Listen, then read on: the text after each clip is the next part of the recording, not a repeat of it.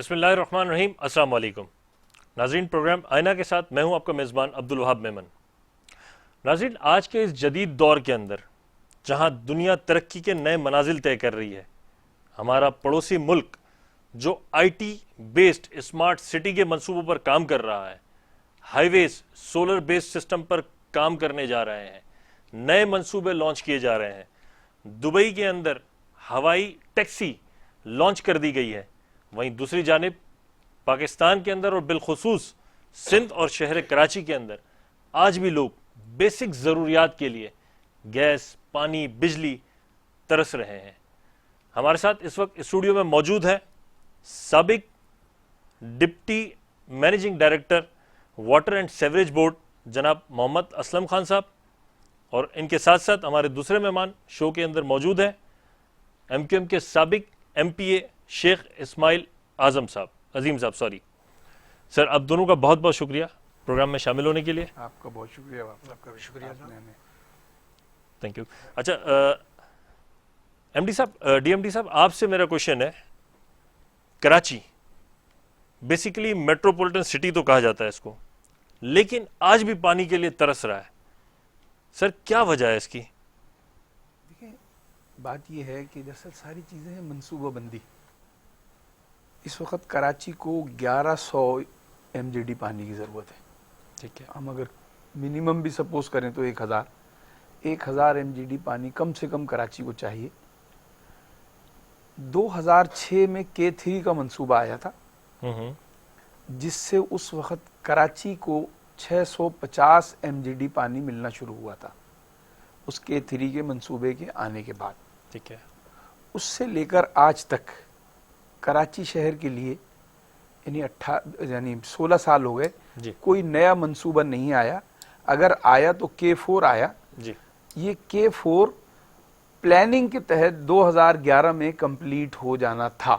2011 में 2022 है। हाँ, 540 एमजीडी पानी कराची के नेटवर्क में 2011 में शामिल हो जाना चाहिए था। और अगला प्लान यही था कि डिसैलिनेशन प्लांट लगा के कराची की पानी की ज़रूरत को पूरा किया जाएगा। ठीक है। आज अगर वो 540 एमजीडी पानी आ जाता तो तकरीबन 1100 एमजीडी पानी हो जाता। आज के वक्त की बात मैं कर रहा हूँ, लेकिन आज टोटल मैं बिल्कुल दावे से बात कर रहा हूँ कि कराची शहर में रिकॉर्ड पे तो ये बात हो रही है कि 650 एमजीडी पानी मिल रहा है। ठीक है। लेकिन कराची शहर को हमने मीटर से भी नापा, 400 एमजीडी पानी भी नहीं मिल रहा है जो शहर के अंदर दाखिल हो रहा है। जरूरत कितनी है हमें? 1100 एमजीडी की जरूरत है हमें, और पानी कितना मिल रहा है? 400 एमजीडी। 50% भी नहीं मिल रहा है। जो 650 मिल रहा था वो फिर वो जो इलाके में जो मतलब कराची शहर से जो बाहर की बस्तियां हैं, पानी वहाँ दरख्त खेती बाड़ी भी हमारे पानी से हो रही है, उसको भी कोई रोकने के लिए तैयार नहीं है। ठीक। तो आप मुझे बताएं कि पानी की तलब कैसे पूरी होगी? अभी मैं एक चैनल पे बैठा हुआ था तो उन्होंने कहा यार बारिश भी हो गई। मैंने कहा बारिश से क्या ताल्लुक? बारिश से ये है कि जमीन के अंदर जो पानी का लेवल है वो तो बढ़ सकता है। सही। लेकिन हमारा जो मंसूबा है, यानी हमारे पास जो पानी की कैपेसिटी है कि जो हम शहर के अंदर दाखिल कर सकते हैं पाइपलाइनों के जरिए, वो 650 एमजीडी की है। तो 650 एमजीडी अगर हमारे पास बारिश यहाँ पर जो है वो 500 मिलीमीटर भी हो जाए जी, तो वो हमारे सिस्टम में थोड़ी आ सकती है। उसके लिए सिस्टम डालना पड़ता है। मेरे से लोग ये कहते हैं, मैंने यार सिस्टम नहीं है हमारे पास, सिस्टम की क्या वजह है? इल्तवा का शिकार क्यों है ये इतना? देखिए, ये सिर्फ और सिर्फ एक प्लान है जो ये है कि जैसे अभी आप देखें, मतलब इस शहर की कितनी बदकिस्मती है कि 7 साल के बाद 5 किलोमीटर लाइन बनी, ऑरेंज लाइन 5 किलोमीटर भी नहीं है। बिल्कुल ठीक है, 5 किलोमीटर नहीं, उसको उन्होंने 5 किलोमीटर लाइन बनाई, तो 5 किलोमीटर लाइन से कौन आएगा जाएगा? आप देखें सारी बसें खाली जा रही हैं। सही कह रहे हैं। क्यों?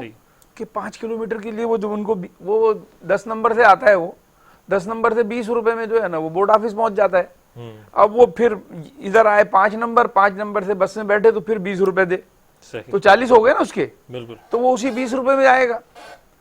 इसका फायदा ये था कि इसको ग्रीन लाइन से मिलाते, ग्रीन लाइन से मिलाकर मजीद बसें खरीदनी चाहिए। मैं आपके तवज्जो से ये मतलब अपील करता हूं कि ग्रीन चीफ मिनिस्टर से भी और नासिर हुसैन शाह साहब से भी, मिनिस्टर स्पोर्ट से भी, आप इस पर ट्रांसपोर्ट से जी, जी। कि इसको ग्रीन लाइन से मिलाएं और इन बसों को जो है अभी कायदे आज़म के मज़ार तक आ रही है ना, तो कम से कम यहाँ तक तो लाए ना, तो लोगों को फायदा है। राइट। वरना 7 साल में 4 किलोमीटर बना के आप जो है ना उस शहर के उस औरंगी के वासियों को कोई फायदा नहीं हो रहा है। राइट। अच्छा, लेकिन सर वो तो चलें ठीक है, आपका पैगाम तो ज़रूर पहुंच जाएगा, हम बिल्कुल कोशिश करेंगे कि आपका पैगाम पहुंचे उन तक। लेकिन मुझे ये बताएं, आपने अभी तक मेरे सवाल का जवाब नहीं दिया कि इल्तिवा का शिकार क्यों है K4 मंसूबा? इल्तिवा का शिकार सिर्फ साजिशी, यानी जो हमारे जो लोग हैं वो चाहते ही नहीं है कि कोई चीज़ भी जो है ना, मैंने ट्रांसपोर्ट बता दिया, ट्रांसपोर्ट जो है ना यहाँ पर बसें नहीं है आज। सही। आप मुझे बताएं, आज अगर K4 कंप्लीट हो जाता तो ये इतनी बात ही नहीं होती ना। सही बात है। K4 जो है, जैसे ही हमारे यहाँ मंसूबा शुरू होता है कि 1 अरब से मंसूबा शुरू हुआ और उसको 2 साल में कंप्लीट होना है, हम उसको 6 साल पर लेके जाते हैं। बिल्कुल, तो और वो उसकी लागत भी फिर बढ़ जाती है। 1 अरब का जो मंसूबा है वो 5 अरब पे ले जाते हैं। ऐसा ही है। ठेकेदार वही है, काम वो 1 साल से ही कर रहा है, लेकिन वो जब 5 साल पे चला गया तो फिर जो है ना कि वो हमें बेनिफिट मिले। इस चक्कर में K4 जो है वो 2016 से स्टार्ट हुआ है, आज तक मुझे बता दें कुछ हुआ? 2016 में इसकी ओपनिंग करके गए थे। उस वक्त मरहूम मिसबा साहब MD थे हमारे वाटर बोर्ड के। जी, जी। उनके ज़माने में जो है ना ये इफ्तिदा हुआ था। ठीक। और वो आज तक 200, फिर उसको 50% कर दिया है, यानी अब 240 MGD आएगा। यार चलो उसको भी कम से कम 2022 में तो ले आते, वो 2023 में भी कंप्लीट नहीं होगा। यानी आप देखें कि वाटर बोर्ड में दुनिया में कहीं ऐसा होता है? सर मतलब आप ये कहना चाह रहे हैं कि नाअहली नहीं है, ये जानबूझ करके जो है इसको ड्रिल किया जाता है। मुझे देखिए ना, पूरे सिंध की हालत देख लें, डेलिबरेटली तबाह किया जा रहा है सिंध को। सिंध पहले मोहनजोदाड़ो बना हुआ था, उसको तबाह कर दिया गया। अब उन्होंने बोला सिंध और कराची लेवल पे होना चाहिए, तो कराची को भी तबाह कर दो, बर्बाद कर दो। जो इस पूरे मुल्क को चला रहा है जो शहर। बचाए सर, अब भी कुछ बर्बादी के लिए बचाया कराची मैं की। यही तो अर्ज कर रहा हूँ ना, जब पानी की जो बात आप कर रहे थे ना, पानी इसको जरा से ऐड करें उसकी डिजाइनिंग, K4 की डिजाइनिंग जो 2 मरतबा तब्दील हुई और जो करोड़ों रुपए जो उस पर ज़ाया हुए, एक अंदाजे का 40 से 50 करोड़ रुपए तो सिर्फ उसको डिज़ाइन चेंज करने में जो अभी पिछले दिनों किया उस पर लागत आई है, जो खर्च हुए। तो अब ये कि उसका जिम्मेदार कौन है? जो पुरानी जो डिज़ाइनिंग जो थी, गलत डिज़ाइनिंग, और फिर उसको चेंज करना, उसको जाहिर सी बात है फिर दोबारा से डिले होना उसका। फिर उसका 2 साल डिले हुआ, उसकी 2 साल डिले भी हुआ, प्लस उसकी लागत भी बढ़ गई, लागत कई गुना बढ़ गई, दुगनी से ज्यादा। बताया ना कि अब किन का फायदा है? जिन लोग, अच्छा आज तक हमारे मुल्क में किसी को सजा ही नहीं हुई, यानी सुप्रीम कोर्ट, हाई कोर्ट बुलाती है, बोला ये गलत हो गया, आपने दहशतगर्दी की। अभी मैं मिसाल दे रहा हूँ, एक मिसाल अभी सामने की बात है, दहशतगर्दी की एक FIR कटी इमरान खान की, सुप्रीम कोर्ट ने कहा, हाई कोर्ट ने कि ये गलत कटी है। तो भाई जिसने गलत काटी है कम से कम उसको सजा तो दो, उसे भी उसको टर्मिनेट तो करो। यानी 5, मतलब आप एक केस उठा के देख लें, कराची शहर के अंदर, मैं पूरे सिंध की बात कर रहा हूँ, जी, जी, जी। कि पूरे सिंध में जितनी FIR रजिस्टर्ड हुई हैं, जैसे मिसाल के तौर पर 1 लाख FIR रजिस्टर्ड हुई हैं, कम से कम मैं ये बता रहा हूँ 1 लाख FIR रजिस्टर्ड हुई हैं।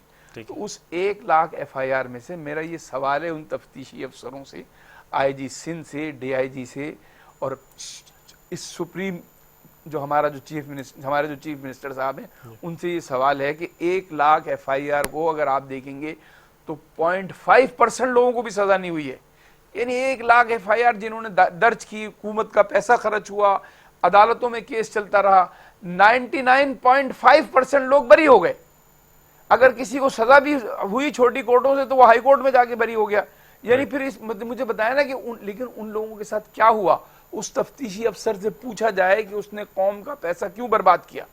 दुनिया में कानून यह है कि अगर मैंने कत्ल किया है, एक कत्ल हो गया, मुझे पकड़ लिया, मैं बरी हो गया, तो वो जो तफ्तीशी अफसर है वो सारी जिंदगी दूसरे को तलाश करता रहता है, और अगर फिर मेरे ऊपर दोबारा कहीं से साबित होता तो मुझे दोबारा अरेस्ट कर लेता है। हमारे मुल्क में कवानीन ही नहीं है। उनके खिलाफ कवानीन बनने चाहिए जो तफ्तीशी अफसरान है कि FIR कटी और अगर उसने सजा नहीं दिलाई और उसके पास कोई रीजन नहीं है तो उसको टर्मिनेट कर देना चाहिए। ठीक है। अच्छा शेख साहब, पड़ोसी मुल्क की मिसाल है इस वक्त। जी जी। हालिया चंद दिनों में हमने पिछले 1-2 रोज के अंदर ये देखा, नए अहकामात सुप्रीम कोर्ट की जानिब से जो है वो दिए जाते हैं कि अब जो है जो भी MPA MNA जो भी इलेक्शन में खड़ा होगा कैंडिडेट, तो उसका ट्रैक रिकॉर्ड जो है खास तौर पर जो भी FIRs हैं या जो भी उसके ट्रैक रिकॉर्ड है वो सोशल मीडिया पर जो है लाया जाए। हाँ बिल्कुल पब्लिश किए जाएंगे उसको। तो आप इस हवाले से ये चीज़ हमारे मुल्क के अंदर होनी चाहिए नहीं होनी चाहिए? बिल्कुल होनी क्या चाहिए कहेंगे? जनाब, मैं इसका बिल्कुल हामी हूँ, ताकि अच्छे साफ सुथरे लोग असम्बलियों में, ऐवानों में जाएं, लोगों की नुमाइंदगी उन लोगों के हाथ में हो कि जो जिनका ट्रैक रिकॉर्ड ठीक हो। ठीक है ना, अगर ट्रैक रिकॉर्ड ही आपका ठीक नहीं है, पीछे आप लैंड ग्रेबर हैं, आप करप्शन करते हैं, आप डकैत है, आप चोर है, या उनकी सरपरस्ती करते हैं, तो यकीनन ये होता है कि जो हमारे यहाँ का जो अब तक का माहौल है पिछले 70 साल का, उसमें MNA और MPAs मुलविस होते हैं, उनके गिरोह होते हैं, वो चोरियाँ करते हैं, डकैतियाँ करते हैं, ज़मीनों पर कब्जे करते हैं और ये उनको पालते हैं। ये बिल्कुल खुली हकीकत है, इससे कोई इनकार नहीं कर सकता। हज़ारों उसकी खबरें मौजूद हैं हमारे पास, ठीक। और आज भी कोर्टों में केस चल रहे हैं। मैं नाम नहीं लेता, लेकिन बड़ी सियासी पार्टियों के बहुत सारे लोग हैं, और ख़ासतौर पे हमारा सिंध तो उसमें बहुत ही बदनाम है, हमारा सूबा तो। पंजाब में बेताशा लोग, अभी एक साहब जो बहुत फेडरल मिनिस्टर भी बने हैं, उनके ऊपर भी था केस, है ना, हाउसिंग सोसाइटियों में। तो हाउसिंग सोसाइटी क्या होती है? जस्ट वही कब्जा ग्रुप। राइट। तो मैं समझता हूँ कि बिल्कुल होना चाहिए, कानून बनना चाहिए कि एक छोटी जो एक FIR इस किस्म की जो काबिल ज़मानत है, बहुत मामूली सी, कहीं कुछ हो गया ज़िंदगी में, 19-20 हर एक के साथ होता है, तो वो तो उसको तो नज़रअंदाज किया जा सकता है। लेकिन क्रिमिनल केस अगर किसी पे है तो उसको बिल्कुल इलेक्शन लड़ने पे पाबंदी होनी चाहिए, और उसको बिल्कुल ऐवान में जाने की, क्योंकि ऐवान में जाके मजीद बड़ा बदमाश हो जाता है वो जो छोटा बदमाश होता है। अक्सर और बेशतर जब हम मौके उनका लेते हैं तो वो यही कहते हैं कि हमें जो है वो सियासी निशाना बनाया जाता है। इस बारे में क्या कहेंगे? नहीं, मैं इसीलिए मैंने उसको डिफाइन किया ना कि जी क्रिमिनल केस, सियासी केस एक होते हैं, मैंने सियासी केस भुगते हैं, मैं जेल गया हूँ सियासत, वो एक अलग चीज़ होती है, उसकी आपकी बड़ी रिस्पेक्ट होती है। लेकिन हम बात कर रहे हैं क्रिमिनल्स की, ठीक, हर किस्म का क्रिमिनल, मंशियात फरोशी भी हो, लैंड ग्रेबर हो, करप्ट उसकी प्रैक्टिस हो, जिंदगी में बहुत से मामलात हो, इस किस्म के जो आवाम को नुकसान पहुँचाने वाले काम, जहाँ पर क्रिमिनल केस बनता है, फौजदारी केस बनता है जहाँ पे, तो फौजदारी केस जहाँ बन रहा हो, उसको जब तक वो बरी ना हो जाए बाइज्जत, उस वक्त तक इलेक्शन लड़ने की इजाज़त नहीं होनी चाहिए। और अगर हम ये सिलसिला चलाएंगे, इस किस्म के कानून बनाएंगे, या कोर्ट इसमें कोई अपने पेशरफ्त करेगी, तो हमें उम्मीद है कि फिर ऐवानों में साफ सुथरे अच्छे लोग आएंगे इंशाल्लाह। ठीक है नाज़रीन, एक छोटे से ब्रेक की तरफ जाएंगे, ब्रेक के बाद गुफ्तगू के सिलसिले को कंटिन्यू करेंगे।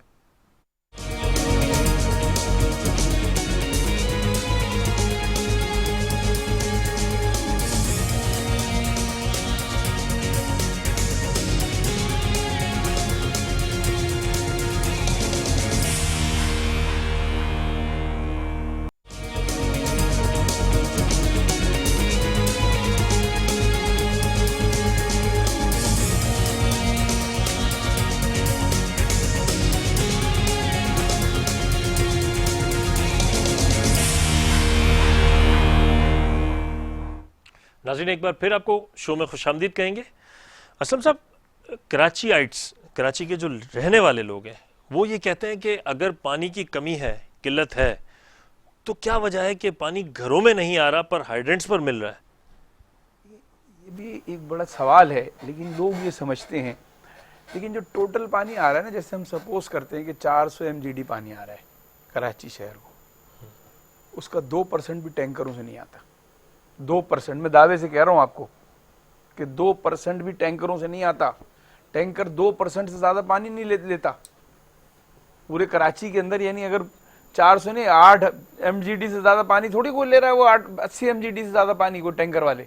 लेकिन अगर टैंकर वाले पानी नहीं दें तो आपका जो पोश एरिया है ना, वो बर्बाद हो जाएगा। वो पानी मतलब लोग उजड़ जाएगा। डिफेंस के अंदर लोग 25-30 हज़ार रुपए का पानी खरीदते हैं, और अगर पानी की सूरत हाल बेहतर हो जाए, अच्छा हम खुद भी नहीं कर रहे ना, डिफेंस वालों ने डिसैलिनेशन प्लांट लगाया था, अरबों रुपए खर्च किए, वो बर्बाद हो गया।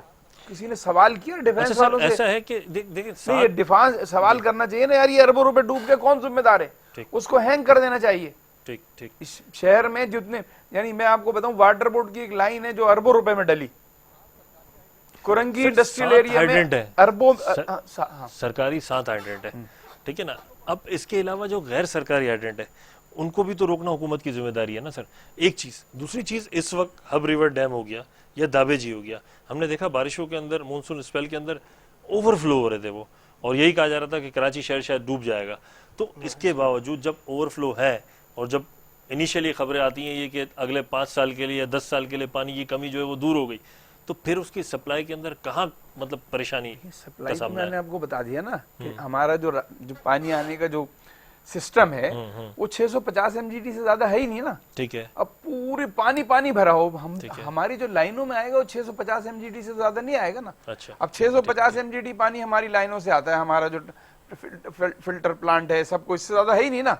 यानी 100 एमजीडी हब से आता है और 550 एमजीडी जो है वो धाबेजी से आता है। मतलब आपकी बात से मैं ये अखज़ कर पा रहा हूँ, ये समझ पा रहा हूँ कि अगर K4 का मंसूबा इंशाल्लाह पाया तकमील पर पहुंच जाता है तो फिर ये मसले का हल निकल आएगा। नहीं होगा ना। आप अच्छा। अभी K4 का 250 एमजीडी पानी आ रहा है, 260 एमजीडी का पानी आएगा। ठीक है, 260 एमजीडी पानी आएगा, यानी 520 का है ना, ये 540 का है। ये 540 एमजीडी के बजाय 250 एमजीडी आएगा ना।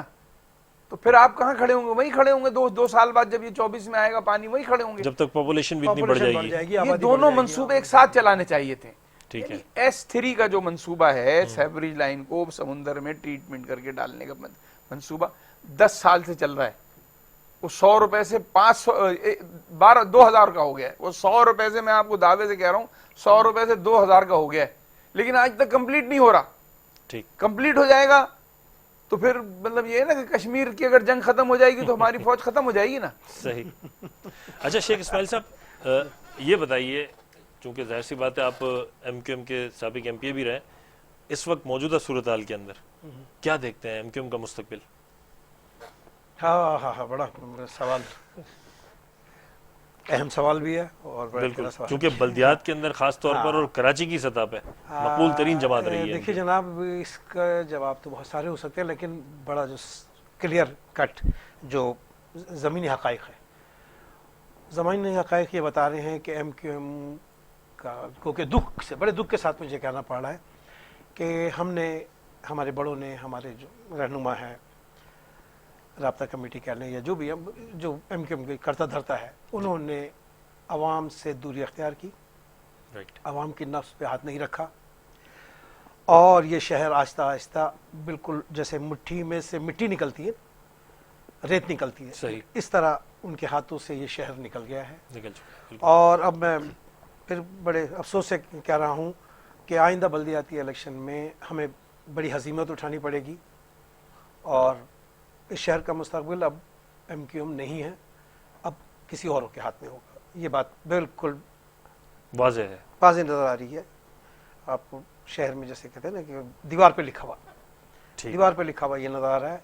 और ये जो कोशिशें हो रही है, ये नाकाम कोशिशें, इससे पहले भी कोशिशें होती रही हैं, अभी भी कुछ कोशिशें हुई हैं पिछले 2-4 दिनों में, लेकिन उससे तो कुछ 2018 के अंदर जो वोट नहीं पड़ा था, मतलब MQM कहती है धांधली हुई हमारे साथ, तो वो यानी धांधली नहीं हुई, ये वाकईतन जो है वो खता है, देखिए गलती सच, है। अगर सच बात करें आप, ठीक देखो आप लारे पे दे फिर वो लॉलीपॉप दे और मैं इधर से उधर से करूं, तो ऐसा नहीं था। ठीक है, चूंकि मैं बिल्कुल फील्ड का आदमी हूँ, मैं अपने तौर पे भी दोस्त अहबाब, मैंने तकरीबन कुछ 40 पोलिंग स्टेशन विजिट किए होंगे उस दिन भर में, सुबह 9 बजे से लेकर शाम 5 बजे तक।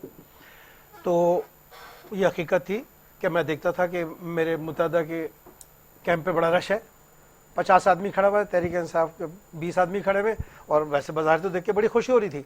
लेकिन अंदाज़ा ये हुआ जब लोग वोट डाल के वापस आते थे तो वो तहरीक इंसाफ के ऑफिस के पास जाके विक्ट्री का निशान बनाते थे।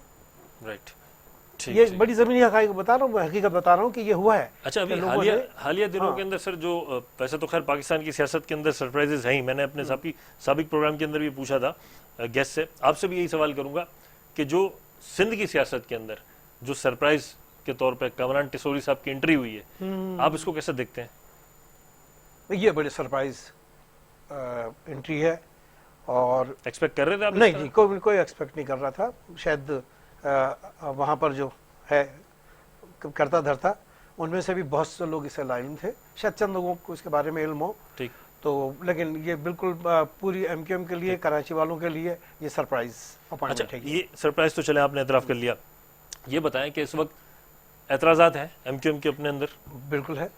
अच्छा, एतराज़ात हैं, एतराज़ात आज भी मौजूद है, और आवाम में भी एतराज़ है, कारकुनों में है, निचली सतह पे तमाम उस पर एतराज़ है कि ऐसे कैसे हुआ, क्यों हुआ। तो फिर सर मतलब ये मुफाहमत नहीं हुई है, बगैर मुफाहमत के जो है वो बिठा दिया गया हाँ सीट पर, ऐसा है? वो हम हमारे यहाँ वो कहते हैं ना, वो क्या कहते हैं, वो जो हेलीकॉप्टर ठीक ठीक ठीक ठीक, समझ गया आपकी बात में। पैराशूटर, सॉरी पैराशूटर पैराशूटर, कहते हैं, पैराशूटर। पैराशूटर कह सकते हैं आप। राइट। फारूक सत्तार साहब कहाँ नजर आते हैं आपको, दोबारा एमक्यूएम में या फिर कोई हाँ अलग एंटिटी? नहीं, फारूक भाई ने तो खैर बहुत सारी गलतियाँ की है। मैं बरमला कह रहा हूँ कि हमारी उनसे इस सिलसिले में बात भी हुई। सो अगर अब कोशिशें फिर हो रही है यकजहती की, अल्लाह करे कि ऐसे हो जाए, लेकिन मैं नहीं समझता हूँ कि इन कोशिशों से कोई बहुत बड़ा अचीवमेंट होगा, कोई शहर के हालात बदलेंगे, लेकिन एक यकजा हो जाना ही अच्छा है। कराची की बेहतरी के लिए सर इंट्रा पार्टी इलेक्शन नहीं हो जाने चाहिए एक बार, ताकि एक बार फिर रीस्ट्रक्चर हो जाए, कराची की बेहतरी के लिए सब एक पेज पर आ जाए? हमारे यहाँ है नहीं, सियासी पार्टियों में इस किस्म की कोई रिवायतें हैं नहीं। ठीक है। इंट्रा पार्टी ओपन इलेक्शन की, वो बंद कमरों के इलेक्शन तो हो जाते हैं, एक जगह बिठाया, जमा किया हम ख्याल लोगों को और इलेक्शन हो गए, नॉमिनेशन ही कह लें आप उसको। लेकिन कभी एमक्यूएम ने एक दो मरतबा कोशिश की इस तरह की, लेकिन वो हो नहीं सके। इस तरह से इलेक्शन जो होने चाहिए वो नॉमिनेशन ही होता है, कह लीजिए।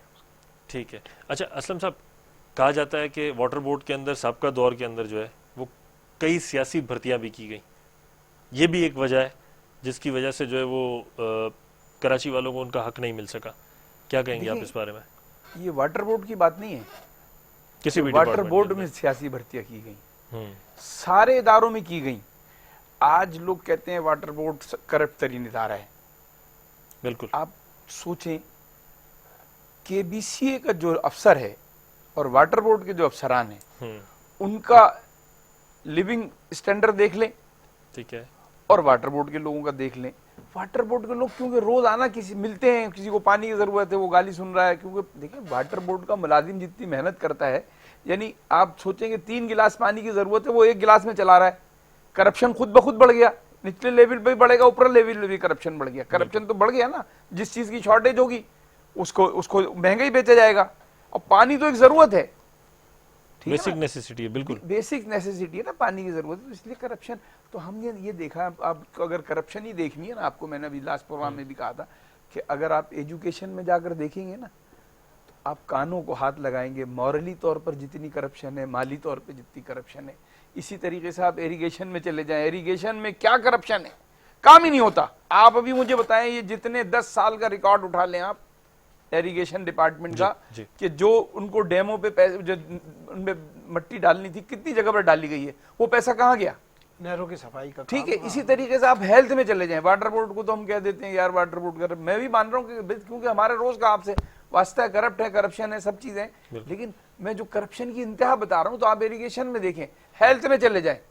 यानी कहने का मकसद ये कोई भी डिपार्टमेंट ऐसा नहीं है कि जिसके अंदर करप्शन ना हो रही करप्शन नहीं हो और सियासी बुनियाद, लेकिन उसका सद्देबाब नहीं किया जा रहा ना सर। बात ये है कि वो करप्शन रोकेगा कौन, करेगा कौन? सद्देबाब जब होगा। मैं एक प्रोग्राम में बैठा हुआ था, तो ब्रिगेडियर राशिद कुरैशी साहब ठीक है थे, उनसे डिस्कस, उस वक्त वो ब्रिगेडियर थे, जनरल नवाज शरीफ साहब जो है ना, वो ये परवेज मुशर्रफ साहब आए नहीं थे। उन्होंने मुझसे कहा, मैंने कहा सर अगर आप ये समझते हैं कि, उनसे बात हो रही थी, अगर मैंने कहा आप ये समझते हैं कि मुल्क में करप्शन बहुत बढ़ गया है, करप्शन पे बातचीत हो रही थी, सेमिनार हुआ था, बातचीत हो रही थी, तमाम मीडिया के लोग थे, मैं और वो अलग बैठे हुए थे, उनके साथ 2 और लोग थे। तो मैंने बोला जिस दिन पाकिस्तान में ऊपर की सतह पे अच्छे लोग आ जाएंगे, नेक लोग आ जाएंगे, तो ये पाकिस्तान तरक्की कर जाएगा। ये जो बात असम साहब ने की अभी कि करप्शन है सब जगह पर, कोई भी नई तामीरात की जाती हैं, ठीक है, डॉक्यूमेंट्स उसके पूरे हों या ना हो, चाहे कंप्लीशन सर्टिफिकेट मिला हो या ना हो, उसे गैस भी फराम कर दिया जाता है, बिजली भी फराम कर दी जाती है, और वाटर बोर्ड की तरफ से कनेक्शन भी दे दिए जाते हैं। क्यों? यही शहर की बहुत बड़ी बदनसीबी, सबसे बड़ी बदनसीबी शहर की यही है कि बगैर एनओसीज के उसको ये चीज़ें फराहम की जाती है। और इसमें भी बहुत वही करप्शन की जब हम बात कर रहे हैं तो पैसे दो और काम कराओ वाली बात, लेकिन ये कानून होना चाहिए। क्या कसूर है जब फिर सुप्रीम कोर्ट की तरफ से खुद नोटिस लिया जाता है, तो फिर इसके अंदर पिस्ती तो अवाम है ना। हम यही कह रहे हैं कि एनओसीज के बगैर तीनों चारों अदारों को जो पानी, बिजली, गैस, इस किस्म की जो सप्लाईज है वो नहीं देनी चाहिए। जब एनओसी हो, प्रॉपर डॉक्यूमेंट्स हो, कानून होना चाहिए ना, और होगा भी, कानून यकीन होगा है, बिल्कुल कानून है, नहीं है, लेकिन तो है वही फिर चमक, उसके तहत आपका ये क्या कहलाते हैं, पोषण, पोर्शन बन रहे हैं उसी के तहत। गैर कानूनी पता है कि 120 गज पे 6 पोर्शन 8 पोर्शन नहीं बन सकते, लेकिन बन रहे हैं, बिल्कुल धड़ल्ले से बन रहे हैं। धड़ल्ले से बन रहे हैं। उसमें सारा ठेका सिस्टम है। पानी के मामले पे चले जाइए, आप पैसे दीजिए, पानी की लाइन मिल जाएगी, जहाँ से चाहिए ले लीजिए आप। अच्छा, फिर इसमें भी ये कि लाखों रुपए जो है ना, वो मतलब चंद हजारों रुपए की तो बात ही नहीं रही नहीं, है, लाखों में, अब तो जनाब, ये तो लाखों लाखों तक में, की लाखों बात में चली बात गई हो है। गई।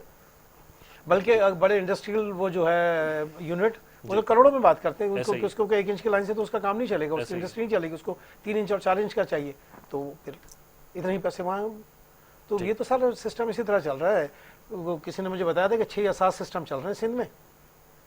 उन सिस्टम के तहत नीचे वो जो आपने बात की ना कि ब्रोकर, नीचे ब्रोकर फैले हुए, हर सिस्टम के ब्रोकर निचली है, सतह वो पे वहाँ बिल्कुल। से आपको एजेंट्स काम पकड़ते कर हैं, रहे हैं, एजेंट काम ऐसा कर ही। रहे हैं, वो कहते हैं ये काम मैं करा दूंगा, और कोई इसका नाम लेता है, कोई किसी का नाम लेता है, कोई किसी का नाम लेता है, जिससे वो मुंसलिक है, जिस सिस्टम से कहता है मैं उससे करा दूंगा आपका काम। और इस तरह पूरा सिंध जो हुआ, लेकिन कराची शहर जो तबाह हो रहा है वो इसी सिस्टम के तहत इस वक्त तबाह हो रहा है। ठीक है। अच्छा असलम खान साहब, इस चीज़ के हवाले से कोई स्क्रूटनी का ऐसा निज़ाम नहीं है कि जो पहले ये सारी चीज़ें, अगर ठीक है कोई एक अफसर जो है वो निचली सतह पे करप्शन कर भी रहा है, जाहिर सी बात है आप ऊपर लेवल पे बैठे हैं, सारी चीज़ें आपकी टेबल पे भी नहीं आती है, लेकिन कोई ऐसा स्क्रूटनी का या ऑडिट का कोई ऐसा सिस्टम नहीं है, चेक एंड बैलेंस का, कि उसे क्वार्टरली बेसिस पे या हाफ ईयरली बेसिस पर उसको चेक एंड बैलेंस किया जा सके?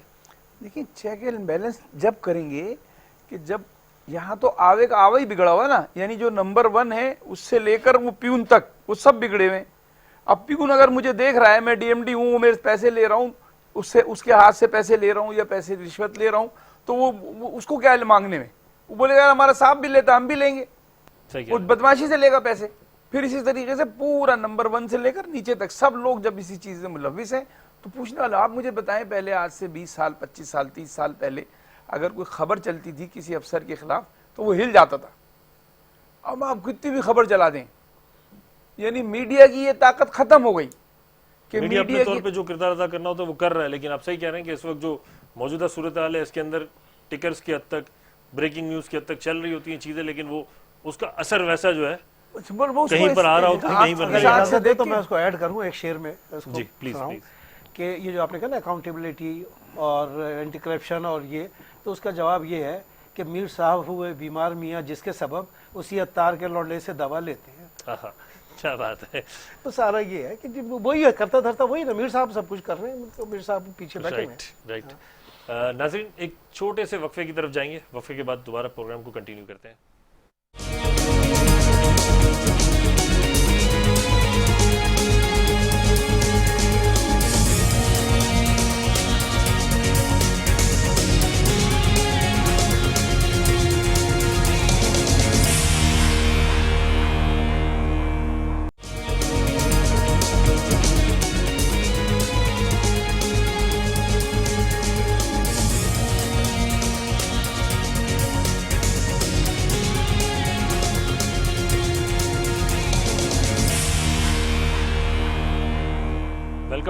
वेलकम बैक नाजरीन, प्रोग्राम के सिलसिले को कंटिन्यू करते हैं।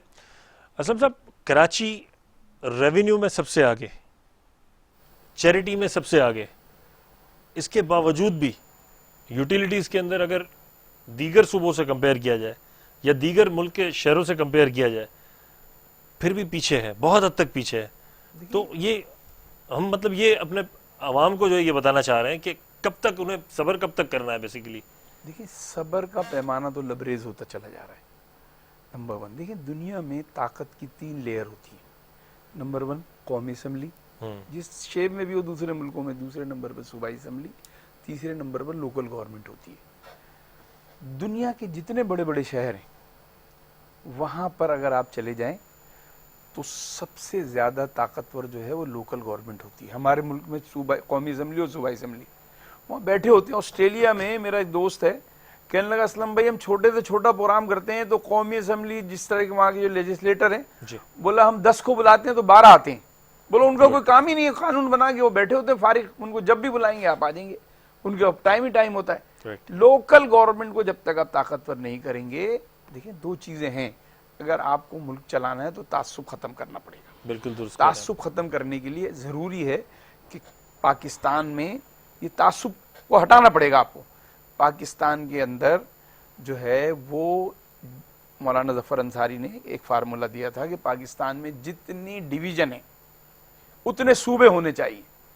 राइट, ताकि देखिए ताकत आपको नीचे आ जाएगी ना। अभी कराची का जो आईजी है, कराची में बैठता है ना जी, लाड़काना में मैं मौजूद था। लाड़काना के अंदर जो है ना मैं 6 घंटे के बाद पहुंचा हूं, तो एक जगह पर जो है ना वो गांजा, ये क्या नाम है इसका, ये जो अफीम होती है, जी, अफीम काश्त जी। हो रही थी। अच्छा, तो आईजी को क्या पता। लेकिन अगर कराची जो है वो 7 डिवीजन है, जी, पंजाब के 9 डिवीजन है, 9 डिवीजन के अंदर जो बहुत सारे ग्रे एरियाज हैं, सही बात है, तो लाहौर से बैठकर जो उनका आईजी तो नहीं डील कर सकता ना। ऐसे ही, लेकिन भावलपुर के अंदर बैठकर अगर आईजी बैठा होगा तो भावलपुर के तमाम मामलात को वो देख सकता है। सारे डीसीएम, मेरे जैसे खैरपुर से एक बंदे का काम है एजुकेशन के अंदर, वो कराची आएगा, कराची बेचारा आएगा, रिहाइश ढूंढेगा, फिर ये करेगा वो करेगा। जब सुबह सेक्रेटरी के पास जाएगा तो सेक्रेटरी ऑफिस नहीं आया है। सेक्रेटरी हमारे अल्हम्दुलिल्लाह अल्लाह ताला की मेहरबानी से जितने भी गवर्नमेंट के मुलाजमीन हैं और सेक्रेटरीज हैं, कोई भी 11 बजे से पहले नहीं आता। जितने भी इदारे आप चले जाए, गवर्नमेंट के जितने भी सेक्रेटरीज हैं, इदारे हैं, वाटर बोर्ड चले जाए, केएमसी चले जाए, एजुकेशन चले जाए, केबीसी चले जाए, किसी इदारे में जो है ना वो 11-12 बजे से पहले जो है ना वो अफसरान नहीं आते। तो वो आवाम क्या करेगी। अब वो खैरपुर से आके बेचारा आएगा 11 बजे, फिर इसके बाद पता चला सेक्रेटरी आज नहीं आया, तो फिर दूसरे दिन फिर रिहाइश का बंदोबस्त करेगा। लेकिन अगर उसके घर पे ही लोकल गवर्नमेंट अगर एक मजबूत इदारा हो रूट्स में जाए, होगी तो फिर जाहिर सी बात है वो इजी एक्सेस होगा। इंतजामी यूनिट बना दिए जाए, इसके बाद लोकल गवर्नमेंट को ताकत दे दी जाए। भाई कराची को तो मेट्रोपॉलिटन सिटी आप कह रहे हैं, ये तो साला सिटी नहीं है। सही कह रहे हो अगर आप देखेंगे, मतलब यानी आप देखेंगे दिल्ली के अंदर क्या गया है वो दिल्ली के सिटी अंदर वाला जितनी असर ही इनकम नहीं है। होती है, दिल्ली के अंदर जो लोकल गवर्नमेंट है, दिल्ली एक सूबा भी है और लोकल गवर्नमेंट भी है, मेट्रोपॉलिटन भी। मेट्रोपॉलिटन कारपोरेशन बनाया है उन्होंने। वो मेट्रोपॉलिटन कारपोरेशन की इतनी आमदनी है कि उसने 200 यूनिट बिजली के अपने तमाम लोगों को फ्री दिए हुए। बिल्कुल, बस के अंदर जो है ना वो फ्री, 60 साल से ज्यादा उम्र आदमी के लिए जो है ना बस फ्री है, ट्रांसपोर्ट फ्री है, तमाम लेडीज के लिए ट्रांसपोर्ट फ्री है। जबकि हमारा कोई कंपैरिजन ही नहीं है। अगर आबादी के दिल्ली लिहाज से देखा अगर जाए दिल्ली जितना तो पैसा, कंपैरिजन ही नहीं बनता। दिल्ली जितना पैसा कमा रहा है, अगर उसको सही से कराची को अगर हम डील करें तो कराची दिल्ली से 10 गुना ज्यादा पैसे कमा रहा है। अगर कराची को कराची का राइट मिले, देखिए एनएफसी अवार्ड का पैसा मिल जाए कराची को, provincial assembly provincial finance award अगर मिल जाए कराची को, यानी उसकी आबादी के लिहाज से, फिर कराची को जरूरत थोड़ी है।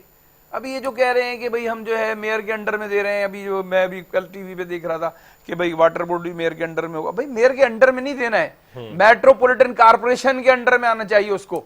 मेयर चीफ नहीं होना चाहिए। मेयर के चीफ होने से क्या हुआ, मेयर अगर साला करप्ट हो गया या मेयर जो है वो खराब हुआ या मेयर ने कुछ काम नहीं किया तो क्या फायदा होगा। इसको मेट्रोपॉलिटन कारपोरेशन के अंडर में देना चाहिए। जितने इदारे हैं, हत्ता के पुलिस भी मेट्रोपॉलिटन कारपोरेशन को देनी चाहिए। अब तमाम मुल्कों में, वैसे पहले था बहुत सारे मुल्कों में जो है ना पुलिस भी मेट्रो, लेकिन कुछ मुल्कों में वो तजर्बा नाकाम हुआ। लेकिन आप दें, यहाँ भी तजर्बा तो करें यहाँ के लोगों। यानी आप मुझे बताएं ना, पुलिस जो है वो लाहौर की पुलिस है, लाड़काना की पुलिस है, भावलपुर की पुलिस है, कराची शहर के अंदर जिसको पता ही नहीं, उसको उससे किसी से मतलब ही नहीं है। वो सिर्फ और सिर्फ पैसे कमाने आया हुआ है, उसको इससे कोई ताल्लुक नहीं क्या हो रहा है, जितने इदारे हैं जिसके अंदर कितने हो रहे हैं। यानी मुकामी लोगों को, चाहे वो लाड़काना का मुकामी है तो लाड़काना में उसको नौकरी उसको लाड़काना में मिलनी चाहिए। लाड़काना के अंदर पुलिस जो है लाड़काना की होनी चाहिए, खैरपुर के अंदर खैरपुर की पुलिस होनी चाहिए, कराची के अंदर कराची की पुलिस होनी चाहिए। मैं जबान की बात नहीं कर रहा हूँ, वो कोई भी जबान बोलता है, रहने वाला जो बेसिकली आप ये कह रहे हैं जो यहाँ पे में रहता है, पंजाबी, वाकई पठान, सिंधी, बलोच, महाजिर, जितने भी लोग रहते हैं उनको, उनकी यहाँ पर सुपरमेसी होनी चाहिए। अच्छा शेख इस्माइल साहब, ये बताइए मुझे आप कि जो 18वीं तरमीम उसके बाद सूबों को इख्तियार दे दिया गया, इसके बावजूद भी सर इख्तियार कहीं नजर नहीं आ रहा।